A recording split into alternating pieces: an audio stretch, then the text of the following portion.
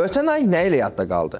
Ayın önə çıxanları nələr oldu? Dekabr ayı dünya birjalarında həm geosiyasi, həm də iqtisadi cəhətdən olduqca həssas keçdi. Ayın ən əsas mövzusu Amerikada yaşanan və müvəqqəti razılaşma ilə başa çatan shutdown prosesi oldu. Bu proses investorların etimadını zəiflətdi və ABŞ dollarında dalğalanmalara səbəb oldu. Shutdown prosesi sonrası Amerikada açıqlanan inflyasiya, əmək bazarı və ÜDM hesabatları Fedin faiz siyasəti ilə bağlı qeyri-müəyyənlikləri artırdı. Nəticədə dollar indeksi zəifləyərkən investorlar güvənli liman olaraq qızıla yönəldilər və qızıl qiymətləri yüksəliş trendinə keçdi. Avrozonada, xüsusilə Almaniyada sənaye istehsalının geriləməsi və PMI rəqəmlərinin proqnozların altında açıqlanması regionda resesiya risklərini gündəmdə saxladı.